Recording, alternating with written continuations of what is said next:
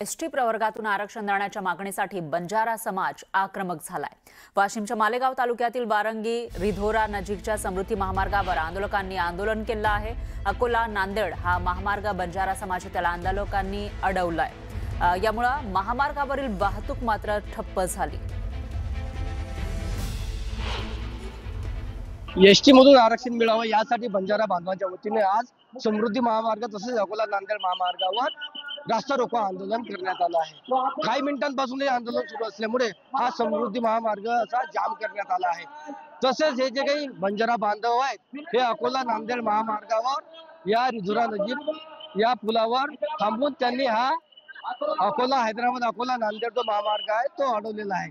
यामुळे काही वेळ वाहतूक खोळंबली असून आमची जर यानंतरही मागणी मान्य झाली नाही तर आम्ही तीव्र असं आंदोलन करू असा इशारा आंदोलकांच्या वतीने देण्यात आलाय। किशोर गोमासे, न्यूज लोकमत, रिधोरा, वाशिम। दरम्यान राज्यातील शेतकऱ्यांना कर्जमाफी मिळालीच पाहिजे याबद्दल कोणाचंही दुमत नाही असं कृषी मंत्री दत्तात्रय भरणे म्हणाले। अतिवृष्टीमुळे शेतकऱ्यांचं नुकसान झालं आहे, हे आसमानी संकट असल्याचंही भरणेंनी म्हटलेलं आहे। तर राज्य सरकारने शेतकऱ्यांना 32,000 कोटी रुपयांची मदत केली आहे, त्यातले 11,000 कोटी रुपये आतापर्यंत जमा झालेत असंही कृषी मंत्री म्हणाले। तर पुढील मदत सुद्धा 15 दिवसांमध्ये जमा होणार असल्याचं त्यांनी आश्वासन दिलंय।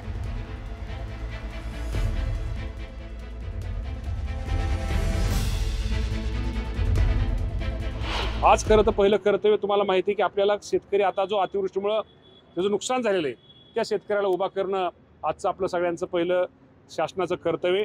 ते कर्तव्य आम्ही पहिल्यांदा पार पाडतोय आणि निश्चित प्रकारे शेतकऱ्याला मदत, शेतकऱ्याची कर्जमाफी याबद्दल देण्याबद्दल मुख्यमंत्री, दोन्ही उपमुख्यमंत्री सुद्धा त्याबद्दल दुमत नाहीये। ही रक्कम आपल्याला शेतकऱ्याची कर्जमाफी करण्याबद्दल त्यांचं दुमत नाही आणि या बाबतीमध्ये बच्चू कडू साहेबांचं जे आंदोलन आहे आज संध्याकाळी त्या बाबतीमध्ये बैठक होईल आणि या बाबतीमध्ये निश्चित प्रकारे या राज्याचे मुख्यमंत्री योग्य तो तोडगा काढतील। दरम्यान परतीच्या पावसानं कोकणातील शेतकऱ्यांचं कंबरड मोडून निघालेलं आहे। दुपारी कडक ऊन आणि रात्री कोसळणारा पाऊस यामुळे कापलेलं भात पीक पाण्याखाली गेलंय। भात आणि नाचणीवर पावसामुळे अवकळा पसरली आहे। यामुळे कोकणातील शेतकरी हवालदिल झाला आहे आणि हातातोंडाशी आलेला घास हिरावून गेलाय। दुपारचं ऊन आणि रात्रीचा पाऊस यामुळे कापलेलं भात पीक पाण्याखाली गेल्यानं शेकडो हेक्टर जमिनीवरील भात पीक हे वाया गेले। कोकणातील मुख्य पीक हे भात आहे आणि नाचणी आहे। यावर अवकाळी परतीच्या लहरी पावसानं अक्षरशः कहर केलाय। कोकणातील शेतकरी त्यामुळे हवालदिल झालाय।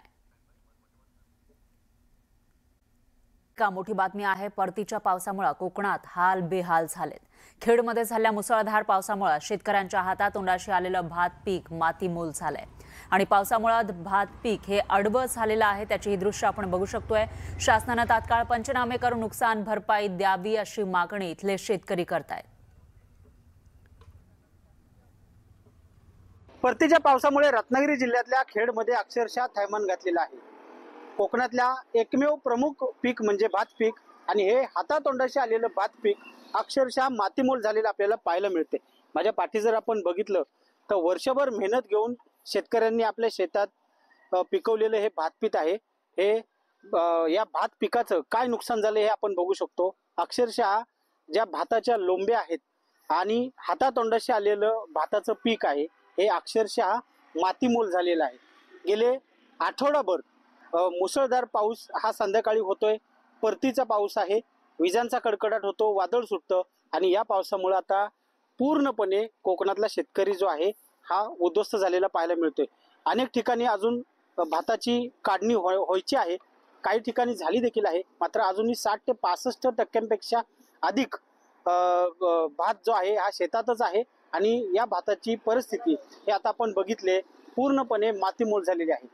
आता इतर महाराष्ट्रातल्या इतर जिल्ह्यांप्रमाणेच कोकणातल्या नुकसान झालेल्या भात पिकाला देखील शासनाने मदत करावी असं आवाहन इथले शेतकरी करतायत। चंद्रकांत बनकर, न्यूज 18 लोकमत, खेड, रत्नागिरी।